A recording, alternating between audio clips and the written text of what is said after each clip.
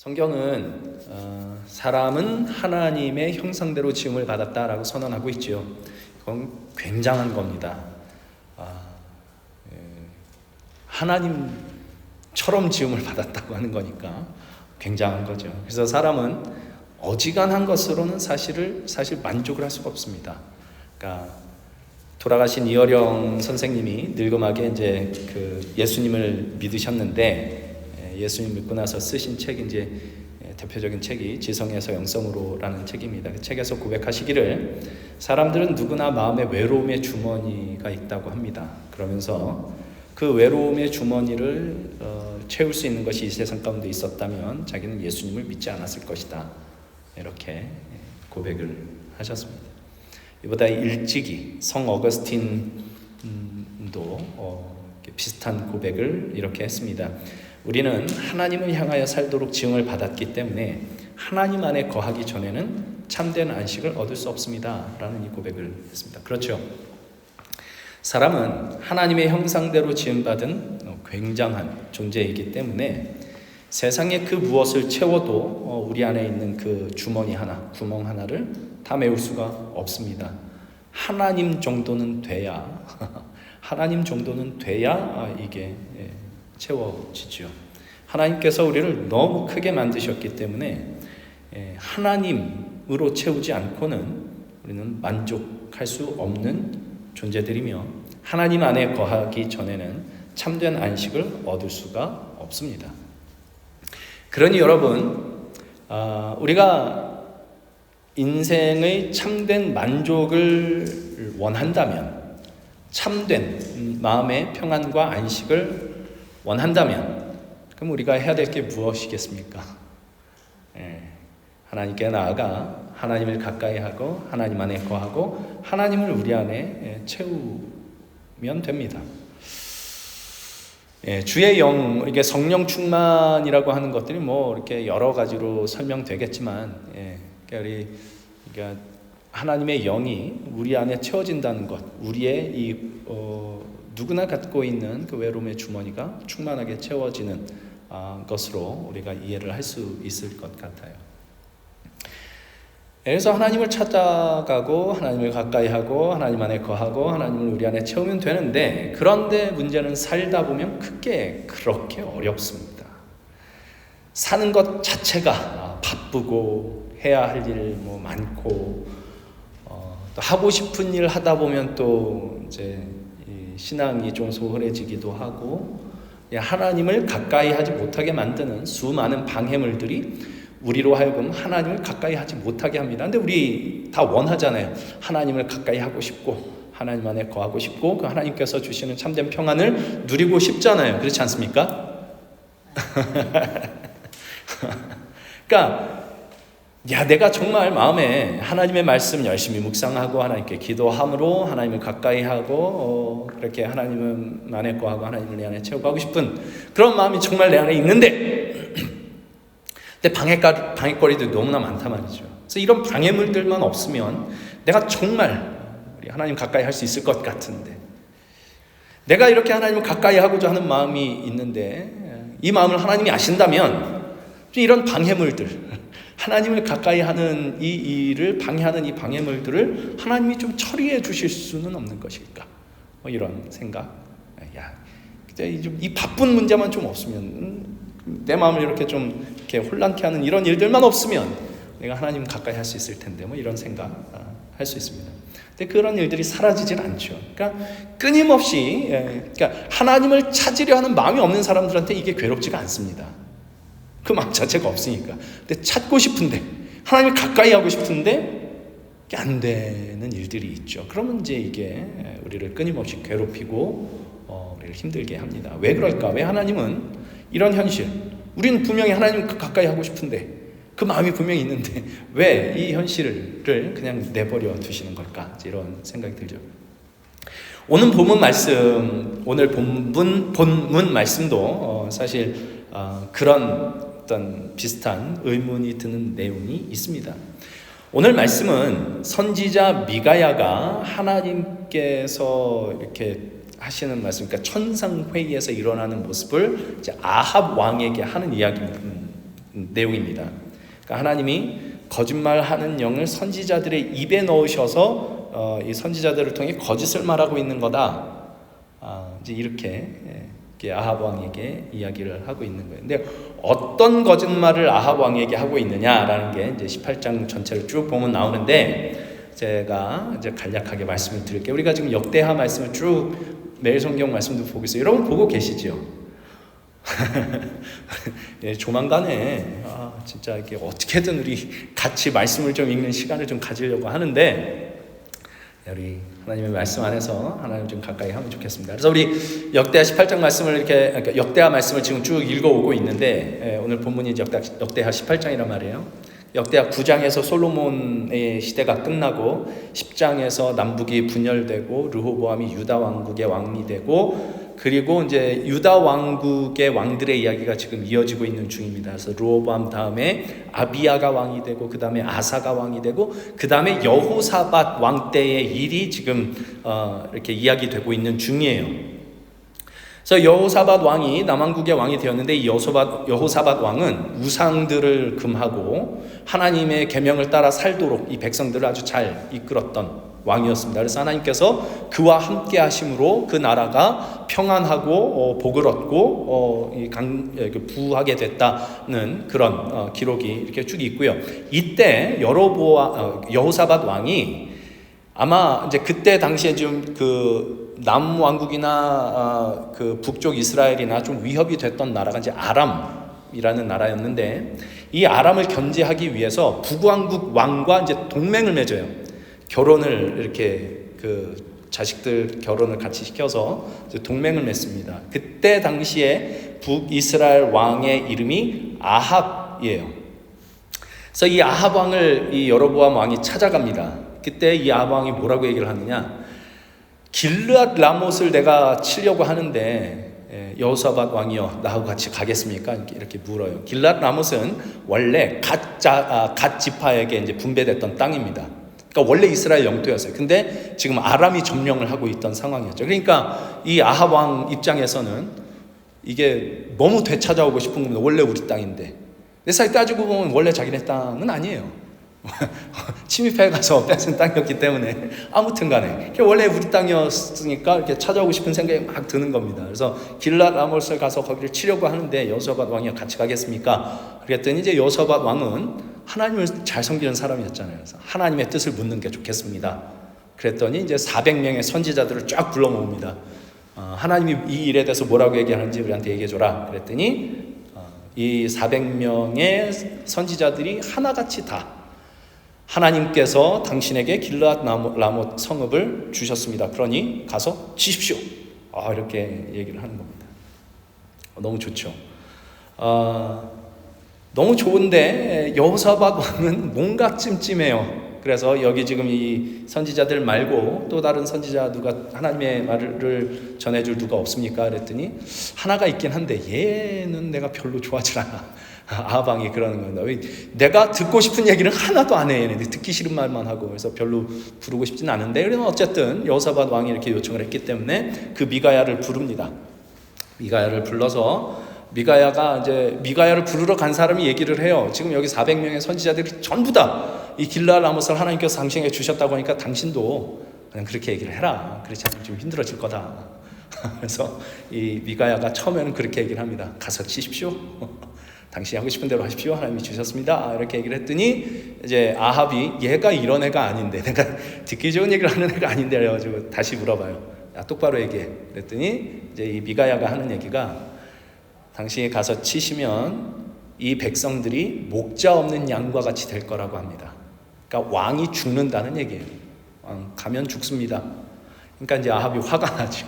이거 보라고. 얘는 내가 하여튼 듣기 싫어하는 말만 골라서 한다. 이제 막 그러는 겁니다. 그러니까 이제 이 일을 두고 이제 미가야가 얘기를 하는 게 이제 오늘 본문에 나오는 얘기인데, 그러니까 미가야는 하나님께서 이 천상 회의를 여는 모습을 본 겁니다. 그래서 오늘 이렇게 18절부터 나오는 얘기가 그거예요. 하늘에서 천상 회의가 열렸습니다. 하나님이 보좌에 앉으시고 각 영들이 이제 그 주변에 이렇게 둘러섰는데 하나님 말씀하시는 거예요. 누가 아합 왕을 꾀어 길르앗 라못에 올라가 죽게 할까? 그러시자 한 영이 나서서 제가 꾀어 보겠습니다. 어떻게 할래? 그랬더니 제가 거짓말하는 영이 돼서 모든 선지자들의 입을 통해서 그 거짓말을 하게 하겠습니다. 그래서 길르앗 라못에 가게 하겠습니다. 그랬단 말이에요. 그러니까 이게 지금 미가야가 아합 왕에게 하는 거예요. 지금 이 400명의 선지자들이 하는 이 이야기는 거짓말하는 영이 그 안에 들어가 거짓말을 하는 겁니다. 라고 이야기를 한 거죠. 그러니까 하나님께서 길르앗 라못을 왕의 손에 넘기셨으니 올라가 싸우소서라는 이 선지자들의 말은 사실은 거짓말하는 영이 하는 말이다. 이렇게 얘기를 한 거죠. 아합 왕은 그러나 거짓말이라도 이야기가 좋습니다. 가서 하나님이 주셨으니까 가서 쳐라. 이 얘기가 더 듣기가 좋죠. 그래서 이 400명의 선지자들의 말을 듣고 결국 전쟁터로 갑니다. 길르앗 라못으로 가요. 그래서 결국엔 18장 끝에 가면 이제 그 전장터에서 우연히 이 아람 군사가 활을 쐈는데 우연히 쐈는데 이게 아합 왕에 맞아서 죽습니다. 그러니까 여러분 우리가 여기서 아주 이제 고전적인 이야기일 수 있겠지만 분명히 자꾸 까먹어요. 우리는 하나님의 말씀이 막 굉장히 달콤하게만 들릴 거라고 생각을 할 때가 있는데 그렇지 않습니다. 듣기 싫은 이야기를 정말 많이 해요. 듣기 싫은 얘기도 사실 우리 들어야 될 때가 많이 있습니다. 듣고 싶은 이야기만 들을 것이 아니고 듣기 싫은 이야기도 내가 들어야 한다. 이 마음이 우리 하나님의 말씀을 들을 때는 이게 내가 듣고 싶냐 듣기 싫으냐가 문제가 아니라 진짜 하나님이 하시는 말씀이냐 아니냐가 이게 더 중요한 거죠. 듣기 싫은 말씀이라도 들어야 될 겁니다. 근데 제가 지금 하려고 하는 얘기는 그게 아니고 아합 왕은요 이제 이게 지금 역대하는 그 유대, 그러니까 남쪽 유대 왕들의 이야기만 나오기 때문에 아합 왕이 어떤 왕인지가 여기는 안 나와요. 근데 열왕기상에 가면 아합 왕에 대한 이야기가 나오는데 아합 왕은 이 이스라엘 왕 중에서 가장 악했던 왕 중에 하나로 이렇게 평가됩니다. 그러니까 우상 숭배 기본이었고 이방 여인 이세벨을 들여다가 그가 가져온 우상 다 숭배하게 하고요. 백성들 억압하고 권력을 이용해 탈취하고 요즘식으로 얘기하면 이제 갑질을 하는 거죠. 그러니까 다른 어떤 왕보다 하나님을 노하게 만들었던 악한 왕이 아합 왕이었습니다. 그러니 그가 하나님의 심판을 받아 죽게 된 것은 이상한 일이 아닙니다. 그러니까 우리 그냥 딱 평가를 하면 아우 잘 됐다 이런 생각 들지도 몰라요. 그런데 이 아합 왕을 심판하시는 방식이 이제 좀 의문이 드는 거죠. 당신의 정의와 공의로 딱 내가 이렇게 얘기했는데 너는 이렇게 살았어. 그러니 너는 이렇게 잘못하고 저렇게 잘못했으니까 죽어도 싸. 이렇게 심판을 하신 것이 아니라 사실은 하나님의 속성과는 맞지 않는 방식을 사용하시죠. 거짓말하는 영을 통해서 아합을 꿰입니다. 그래서 죽게 만드세요. 이게 왜 그러셨을까? 왜 하나님께서 정말 그 공의로우시고 정의로우신 그 모습으로 이렇게 딱 심판을 하신 게 아니라 거짓말하는 영을 이용하셔서 그렇게 하셨을까?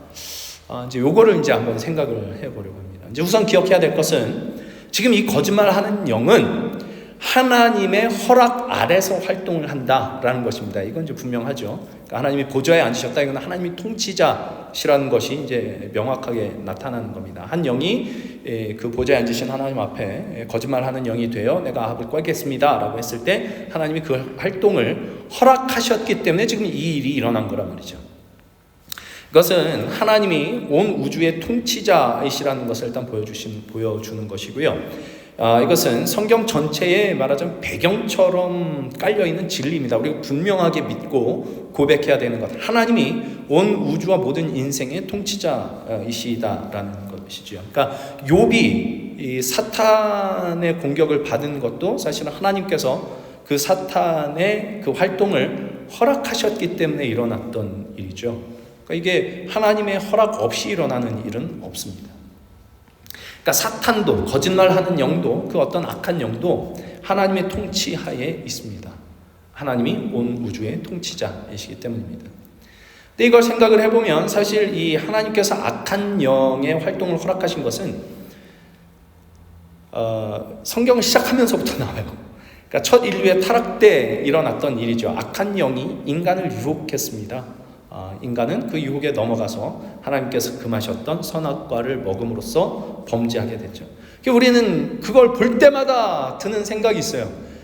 선악과는 왜 만드셔가지고 왜 그죠? 왜 만드셔서 죄를 짓게 만들고 이렇게 인간을 고생시키신가? 하나님도 고생하시고 그런 생각이 들죠. 선악과만 없었다면 죄 지을 일도 없었을 것이고 다 좋은 게 좋은 거 아니었겠느냐 이런 생각이 들죠. 그러게 왜 하나님은 선악과를 만드셨을까요?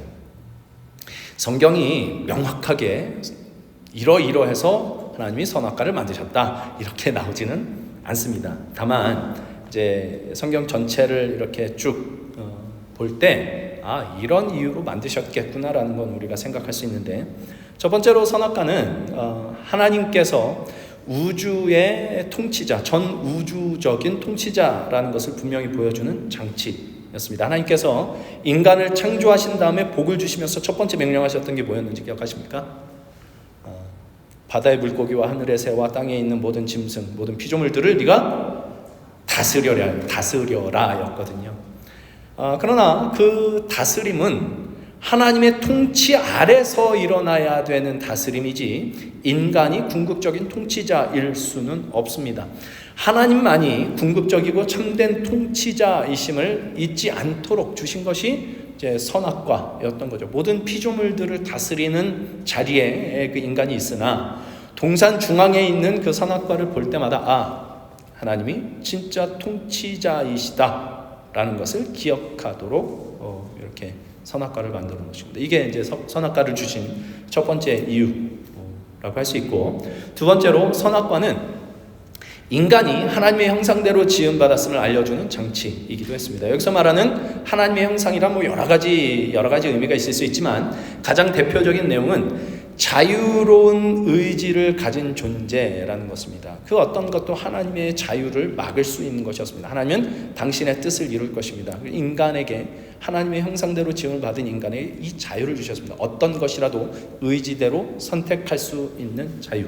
이건 정말 놀라운 것입니다. 뭐가 놀랍냐 하면 우주적 통치자 되시는 하나님을 감히 인간이 순종하지 않고 반역할 수도 있는 선택권, 자유, 거의 신적인 자유를 허락하셨다는 거거든요. 그러니까 인간에게 이런 자유의지가 없었다면 하나님께서 우주의 통치자 되심을 기억하게 하는 그 선악과가 필요하지 않았을 겁니다. 자유의지가 없었다면 통치자이시다라는 것을 괜히 이렇게 굳이 확인시켜 줄 필요가 없죠. 그냥 어떻게든 복종하게만 만드시면 되니까 그건 얼마든지 그렇게 만드실 수 있습니다. 그러나 선악과는 인간에게 자유를 주셨고 인간이 감히 우주의 통치자 되시는, 인생의 통치자 되시는 하나님마저도 거역할 수 있는 그 자유가 주어졌다는 그 하나님의 선물로 주어진 겁니다.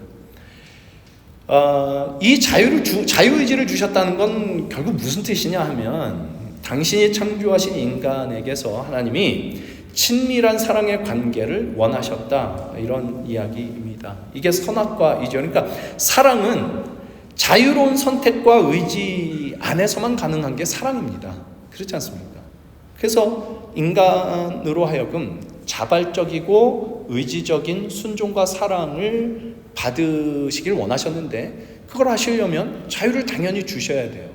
거역할 수 있는 자유를 꺾고 하나님께 순종하는 이것이야말로 참된 하나님 안에서의 친밀한 관계, 사랑의 관계가 될 수 있기 때문입니다. 그러니 선악과는 창조주이시며 통치자 되시는 하나님과 하나님의 형상을 따라 지음받은 인간 사이에 친밀한 교제의 상징이었습니다.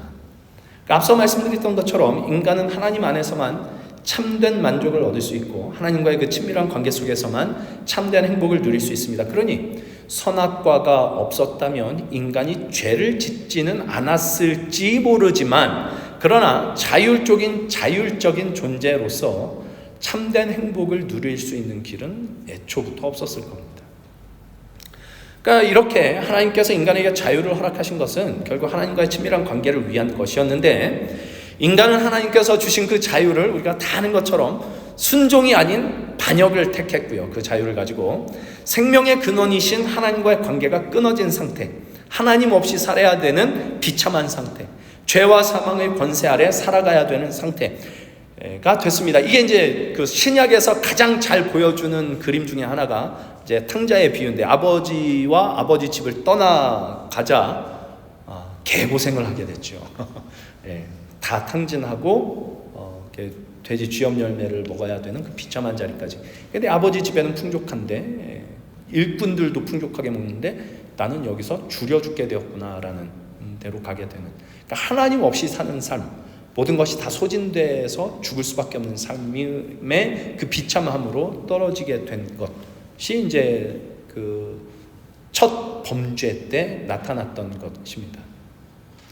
그러니 이제 여기서 다시 선택을 해야 되게 됐죠. 이대로 우리가 살 것이냐, 아버지 집으로 갈 것이냐 하는 그 선택입니다. 모든 인간은 그래서 인식을 하든 못하든 늘 이 전쟁과 싸움 속에 살고 있습니다. 하나님께 속한 자로 살아갈 것인가, 죄와 사망에 속한 자로 살아갈 것인가의 싸움을 인식을 하든 못하든 다 그렇게 살고 있습니다. 그러니까 인간의 역사 속에 닥쳐오는 모든 문제들, 뭐 다툼과 분열과 전쟁과 자연재해와 질병과 등등 뭐 이런 모든 문제들은 사실 눈에 보이는 혈과 육에 대한 문제가 아닙니다. 정사와 권세, 악한 영을 상대하는 싸움인 영적인 문제들로 우리 앞에 닥쳐 있다는 걸 우리가 기억해야 됩니다. 손현숙 성도님이 어딜 가셨는지 모르겠는데 제가 세컨홈에서 일하고 있지 않습니까? 거기서 제가 이런 걸 해요. 당신 멋져. 당신 멋져. 당신 멋져가 뭔지 모르시죠? 당당하게 살자. 신나게 살자. 멋지게 살자. 져주면서 살자입니다. 그걸 이제 이렇게 하는데 우리 손현숙 성도님이 그건 싫은데 그러더라고요. 져주면서 살자 그러는데 그건 싫대요. 맞죠? 그게 솔직한 거죠. 우리는 지는 게 싫습니다. 특히 꼴 보기 싫은 사람하고 상대할 때는 진짜 지는 게 싫습니다. 저도 싫습니다. 근데 사실은 이게 영적인 문제라는 사실을 우리가 기억해야 됩니다. 지금도 여전히 악한 영이, 거짓의 영이 활동을 하고 있습니다. 그래서 아합을 꿰던 것처럼 아합에게 하나님이 그 땅을 왕의 손에 넘기셨습니다. 너무 듣기 좋잖아요. 그냥 거기에 꼬임에 넘어가는 거예요. 왜? 내가 그걸 원하는 걸 얘기를 해주니까 거기 꼬임에 넘어가서 가서 치십시오. 가서 죽습니다. 그러니까 이게 복이라고 생각하게 만드는 거짓의 영이 지금도 활동을 하고 있습니다. 자존심을 건들면 싸워야 되고 싸웠으면 이기는 게 최고다고 믿게 만드는, 이건 영적인 문제입니다. 영적인 문제입니다. 아니 왜 하나님은 아직도 이 악한 영들이, 거짓의 영들이 활동하게 내버려 두시느냐 하는 이런 생각이 들죠. 그것은 선악과의 의미에서 보는 것처럼 역설적이게도 인간과의 참되고 친밀한 교제를 위해서이기도 하고요. 그리고 타락한 인간으로 하여금 인간의 형상을 회복하도록 하시기 위해서 그렇게 하시는 겁니다. 이 악한 영들의 활동들로 인해서 우리가 깨닫게 되는 게 있는데 그것은 우리의 무력함입니다. 마음은 원이로되 육신이 약한, 내 힘과 의지로는 어찌할 수 없는 우리의 무력함, 이 악한 영들의 활동들에 의해 넘어질 때 우리에게서 드러나게 되는 것들이지요. 도스토옙스키의 소설 카르바조프가의 형제들에 나오는 이야기라고 해요. 제가 그걸 다 읽어보지 않았는데 여기저기서 보는 내용 중에 하나가 있는데 요즘에 우리 화요일날 읽는 책에 나오는 겁니다. 정말 참된 사랑을 하면서 살아가는 그것을 꿈꾸는 여인이 있는데, 그 여인이 그렇게 얘기를 해요. 내가 정말 이렇게 퍼주는 사랑을 하다가도 한 번씩 내가 이렇게 사랑을 하는데 감사할 줄 모르고 은혜도 모르고 이렇게 엉뚱한 소리 해대고 이런 사람들 만나면 마음이 무너지고 하나님이 정말 계신 게 맞나 싶은 생각까지 든다는 겁니다. 그러자 거기 그 얘기를 듣던 한 현자가 이렇게 얘기를 했대요.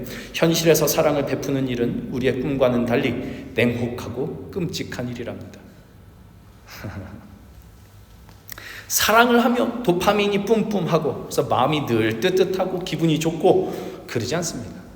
갈라디아서에 보면 갈라디아서 6장 말씀에 보면 우리가 선을 행하되 낙심하지 말지니 이런 얘기가 나오거든요. 선을 행하면 너무 좋은 일이잖아요. 선을 행하면 좋은 일인데 근데 낙심하는 일이 생긴다는 겁니다. 나 자신을 희생했는데 내가 이렇게 사랑으로 이런 일들을 했는데 감사할 줄 모르고 불평하고 억울한 일을 당하는 일들이 있습니다. 그런데 거기서 사랑하는 게 하나님의 뜻이랍니다. 예수께서 십자가에 죽으신 이유가 그거죠. 예수님을 죽이는 사람들을 위해서 예수님께서 죽으십니다. 예수님을 믿는 것, 예수님을 따른다는 것은 결국 자기를 부인하고 자기 십자가를 지는 것이라고 말씀을 하시죠. 그러니까 내가 사랑할 수 있는 사람만 사랑하는 것이 아니라 사랑할 수 없는 사람, 원수를 사랑하는 것이랍니다.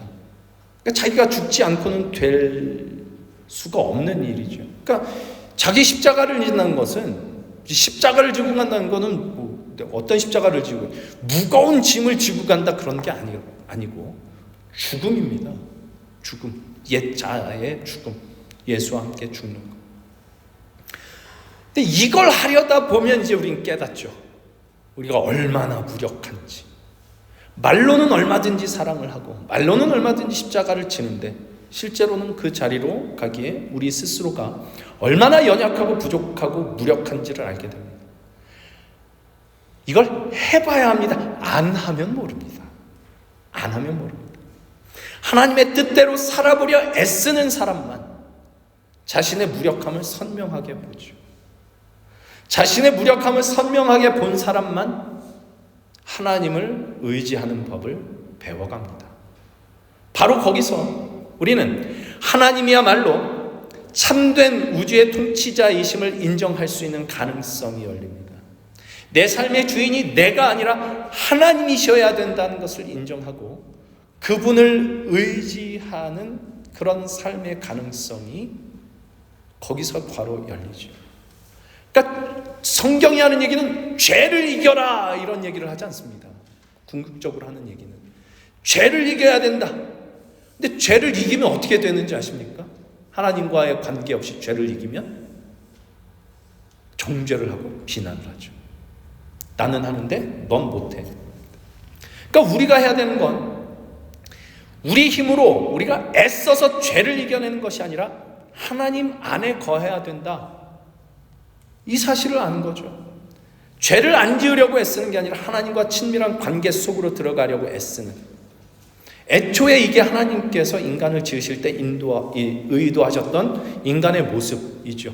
여기로 돌아가야 된다는 걸 알게 되는 겁니다. 선한 일을 하고 사랑을 하고 죄를 안 짓고 이것하고 저것하고 선교 헌금하고 뭐하고 이런 거 한 중요한 일이 다 중요한 일인데 이것보다 훨씬 더 중요한 게 뭐냐, 이것들이 진짜 아무것도 아니게 만들 만큼 중요한 일이 뭐냐, 하나님 안에 거하는 것. 예수 그리스도로 우리 안에 보여주신 하나님 안에 거하는 것이죠. 여기서부터 이게 나와야지 이것 없이 이것들은 아무것도 아닌 겁니다. 오늘 본문에서 하나님이 거짓말하는 영을 허락하신 것도 이런 측면에서 좀 이해를 하면 좋을 것 같아요. 먼저 18절에 여호와께서 그의 보좌에 앉으셨고 하늘의 만군이 그의 좌우편에 모시고 섰다라는 이 미가야의 말에서 보는 것처럼 하나님이 우주적인 통치자가 되시는 것을 좀 분명히 보여주고 있죠. 거짓말하는 영 역시 하나님의 통치 아래 있습니다. 하나님의 허락 아래서만 이 거짓말하는 영이 활동을 합니다. 이 하나님은 거짓말하는 영의 활동을 허락하셔서 하나님이 의도하신 바는 결국 선악과로 의도하신 것과 같은 겁니다. 아주 역설적이게도 아합과의 참된 교제를 원하신다라는 걸 보여주는 거죠. 그가 죄와 사망의 길에서 돌이켜 하나님께로 돌아오기를 원하시는 것이지 이걸로 인해서 죽었으면 좋겠다는 아닌 겁니다. 그러니까 하나님은 악인이라고 해서 그가 죽는 것을 기뻐하시지 않습니다. 하나님은 그런 분이 아닙니다. 잘하나 못하나 이걸 보고 못한 놈을 가지고 넌 죽어도 싸 그러시지 않습니다. 하나님은 악인이 그 악한 길에서 떠나 하나님께로 돌이키는 것, 이것을 기뻐하시지 악한 놈들은 죽여버리시고 선한 인간들은 살려두고 그렇게 하셨으면 우린 다 답이 없는 존재들입니다. 하나님께서 이게 하나님께서 의도하신 건데, 그러나 첫 인류가 하나님께 순종하는 것 대신에 하나님처럼 되고자 하는 그 욕심, 하나님의 자리를 내가 차지하겠다는 그 욕망에 이끌려 결국 하나님과의 관계가 단절되는 자리로 떨어졌던 것처럼, 선악과를 금하셨던 선악과를 먹어서 그렇게 하나님과의 관계가 단절되는 자리로 떨어졌던 것처럼 아합은 그의 마음을 사로잡고 있었던 길르앗 라못이라는 그 욕망에 이끌려 죽음의 자리에 이르게 됐습니다. 이거 슬픈 일이죠. 굉장히 슬픈 일입니다. 빛이 왔으되 빛보다 어둠을 사랑한 것이죠. 그러니까 하나님의 뜻이 거짓말하는 영을 통해서 이렇게 아합을 어떻게든 돌이켜보자 하는 그 한 방식으로 이렇게 이루어졌는데 이걸 거부한 겁니다. 빛이 왔으되, 요한복음에 나오는 것처럼 빛이 왔으되 어둠을 사랑하여 어둠 속으로 도망쳐버린 이 일을 한 거죠. 사랑이 여기 왔는데 미움을 붙들고 가는 것. 평화와 자유가 여기 있는데 원망의 돌덩이를 안고 가기로 선택한 것. 참 슬픈 일입니다. 예수님이 오셨는데 아담을 선택하는 것. 지금도 하나님은 악한 영들의 활동을 허락하고 계십니다. 참 견디기 힘든 사건이 우리에게 있고요.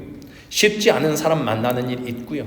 하나님을 찾는 것보다 내 기분 더 좋게 만드는 유혹들이 널려 있습니다. 때로는 하나님을 그렇게 찾으면 또 이 세상에서 살아남지 못해 라는 어떤 그 위협으로 오기도 합니다.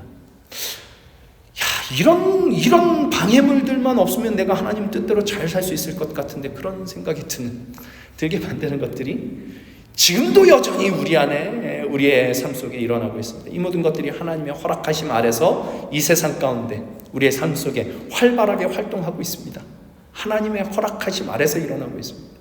이것은 한편으로는 하나님께서 인간과의 참된 교제를 얼마나 원하시는지를 보여주는 것이며, 선악과에서 봤던 것처럼 다른 한편으로는 우리 인간의 무력함을 깨달아 죄와 사망의 길에서 돌이켜 하나님께 돌아오기를 원하시는 하나님의 마음이 담겨 있는 겁니다. 그러니까 우리는 아합의 자리에서 돌이켜야 됩니다. 아담에 속한 자가 아니라 예수께 속한 자가 되어야 됩니다. 이건 아까 말씀드렸던 것처럼 죄를 짓지 말아야지가 아닙니다. 죄를 이겨내야지 이런 게 아닙니다. 하나님께로 돌아가야지입니다. 우리의 모든 의지를 우리가 동원해서 신앙생활을 해야 되는데, 그건 죄를 짓지 않기 위해 쓰는 것이 아니라 주 예수 그리스도를 통해 우리에게 찾아오시는 하나님 아버지 안에 거하기 위해 애써야 되는 겁니다. 죄는 짓지 않는데 전혀 행복하지 않은 사람들이 있어요. 죄는 짓지 않는데 하나님과의 친밀한 관계는 없기 때문에 그렇습니다. 누가복음 15장에 나오는 탕자의 비유에 나오는 그 큰 아들과 같은 사람인 거죠. 아버지가 하라는 대로 다 합니다. 아버지를 떠나지도 않고, 그래서 아버지 앞에서 잘못은 하나도 안 했는데 아버지와의 관계는 전혀 누리지 못합니다.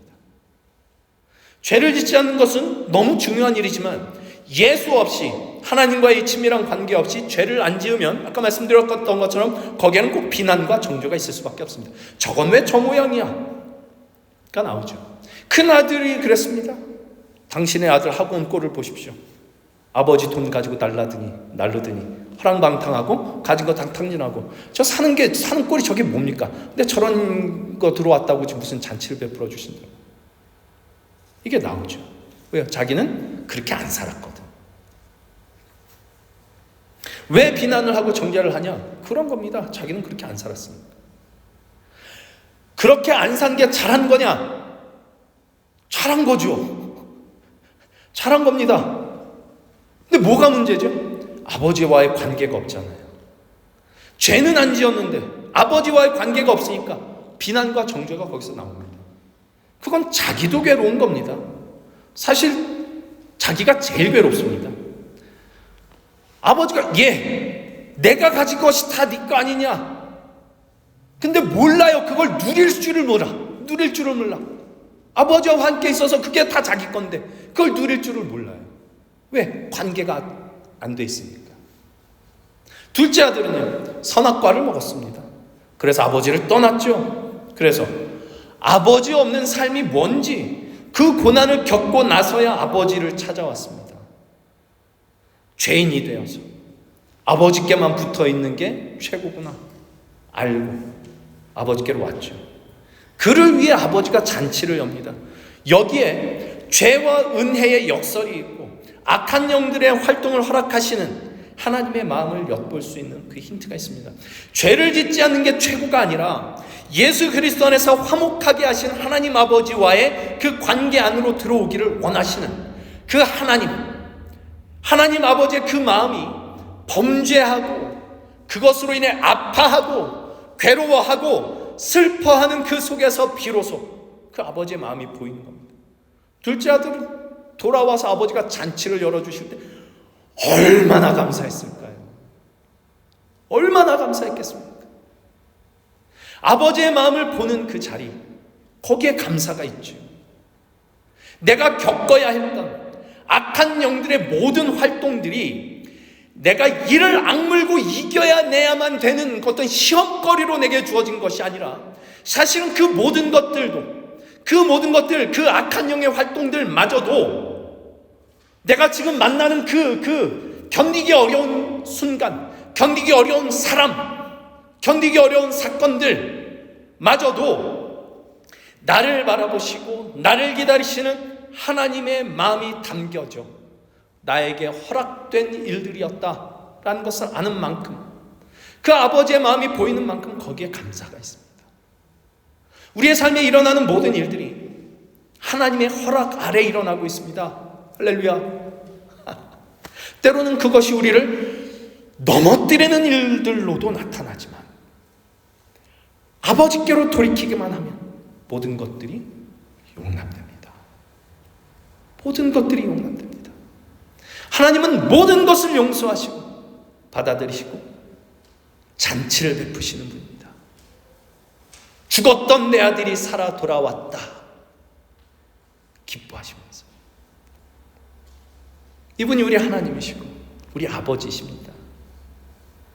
그러니 하나님 뜻대로 살아가 보십시오. 살다 보면 넘어지는 일이 있을 것이고요, 우리를 괴롭히는 일이 있을 것이고, 거기서 우리의 무력함을 알고 아버지께로 돌이키고 또 돌이키는 만큼 우리는 그 어떤 상황, 그 어떤 현실, 그 어떤 형편에서도 감사할 수 있는 사람이 될 수 있을 겁니다. 이 아버지의 마음 앞에 감사함을 누리고 맛보며 살아갈 수 있는 저와 여러분의 삶이 될 수 있기를 우리 주님의 이름으로 간절히 소망합니다. 함께 기도하겠습니다.